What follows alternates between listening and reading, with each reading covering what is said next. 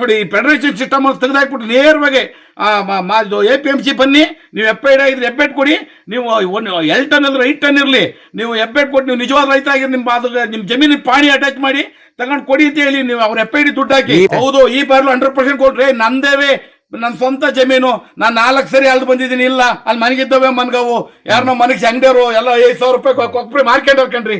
ಈಗಲೂ ಕೊಪ್ಪರಿ ಇಲ್ಲ ಕಣ್ರಿ. ಈಗೇನು ನಮ್ಮ ಟನ್ ಬಿಟ್ಟಿದ್ರೆ ಅಷ್ಟು ಟನ್ ನಮ್ಮ ಕರ್ನಾಟಕ ಕೊಪ್ಪರಿನ ಇಲ್ಲಿ ಆಲ್ರೆಡಿ ಕೊಡಕ್ಕೆ ಅಕ್ರಮಗೆ ಎತ್ತಡೆ ಹಾಕ್ಬೇಕು. ಈಗ ಹೆಂಗಿರೋ FID ಆಗೈತೆ, ನೀವೇನ್ ಮಾಡ್ಬೇಕು? ಈಗ ಅಧಿಕಾರಿಗಳು ಅವ್ರೆ, ಈಗ ಊರೂರಿಗೆ ಕಳಿಸಿ ಅಧಿಕಾರಿಗಳನ್ನ.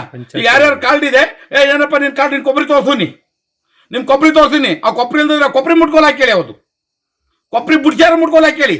ಈಗ ಎಷ್ಟು ನಮ್ಮ ಅಂಗಡಿಯವ್ರು ಮಾಡಿದ್ದಾರೆ, ಅದಕ್ಕೂ ಸಲಹೆ ಕೊಡ್ತಾ ಇದ್ದೀನಿ. ಇದು ನಮ್ಮ ಗೌರ್ಮೆಂಟ್ ಲಾಸ್ ಮಾಡೋದು, ರೈತರನ್ನ ಸ್ಥಿತಿ ಮಾಡಕ್ ನೋಡ್ತಾವ್ರೆ. ನೀವು ದಯವಿಟ್ಟು ಅವ್ರು ಕೊಬ್ಬರಿ ತಂದಾಗ ಸ್ವಲ್ಪ ನಮ್ಮ ಕಾಸ್ಟು ಜಾಸ್ತಿ ಆದ್ರೂ ಪರವಾಗಿಲ್ಲ, ಲೇಬರ್ ಖರ್ಚು ಬಂದ್ರೂ ಪರವಾಗಿಲ್ಲ, ಅದನ್ನ ಓಳ್ ಕೊಬ್ಬರಿ ಮಾಡಿಸಿ ಕೆಂಪಾಗಿರೋದು ಒಬ್ರು ಹಾಕ್ಬೇಡಿ. 1 ವರ್ಷ 2 ವರ್ಷದ ಕೊಬ್ಬರಿ ಇದೆ ಅಂಗಡಿ ಸ್ಟಾಕ್ ಮಾಡಿದ್ರೆ ರೈತರು ತಿಥಿ ಮಾಡಕ್ಕೆ. ಇದನ್ನ ದಯವಿಟ್ಟು ವಿನಂತಿ ಮಾಡಿ ಹೇಳ್ತಾ ಇದ್ದೀನಿ. ಇದು ಮೋದಿ ಅವ್ರಿಗೂ ತಲುಪಲಿ, ಕರ್ನಾಟಕದ ಸಿದ್ದರಾಮಯ್ಯಗೂ ತಲುಪಲಿ. ದಯವಿಟ್ಟು ಇದನ್ನ ನೀವು ಬೇಕಾದ್ರೆ ನೆಪೆಟ್ ನೀವು ಕೊಡೋರು ಪರವಾಗಿಲ್ಲ, ನಿಜವಾದ ರೈತರಿಗೆ ಯಾರಿಗೂ ತಲುಪ್ತಾ ಇಲ್ಲ. ಇದು ವ್ಯಾಪಾರಸ್ಥರಿಗೆ, ದಲ್ಲಾಳಿಗಳಿಗೆ ಅವ್ರಿಗೆ ಮಾತ್ರ ತಲುಪ್ತೈತೆ. ಇದನ್ನ ದಯವಿಟ್ಟು ನಾನು ವಿನಂತಿ ಮಾಡ್ತಾ ಇದ್ದೀನಿ. ಇದನ್ನ ನೆಪೆಟ್ ಸಿಸ್ಟಮ್ ತೆಗೆದಾಕ್ಬಿಡಿ. ನಾನು ಹೇಳಿದ್ನಲ್ಲ, ಓಪನ್ ಮಾರ್ಕೆಟ್ಗೆ ಇಡಿ, ರೈತ ಅವ್ನು ಕೊಬ್ಬರಿ ಬೆಳೆದ್ರೆ ಡೈರೆಕ್ಟ್ ತತ್ತಾನೆ, ಅವ್ನ ಅಕೌಂಟ್ ದುಡ್ಡು ಹಾಕಿ, ರೈತನು ಬೆಳೀತಾನೆ, ಗೌರ್ಮೆಂಟು ಬೆಳೆಯುತ್ತೆ. ಆಗ ಇದು ನಿಮ್ಮ ಗೌರ್ಮೆಂಟ್ಗೆ ಹೆಚ್ಚಿನ ಆದಾಯ ಬರುತ್ತೆ.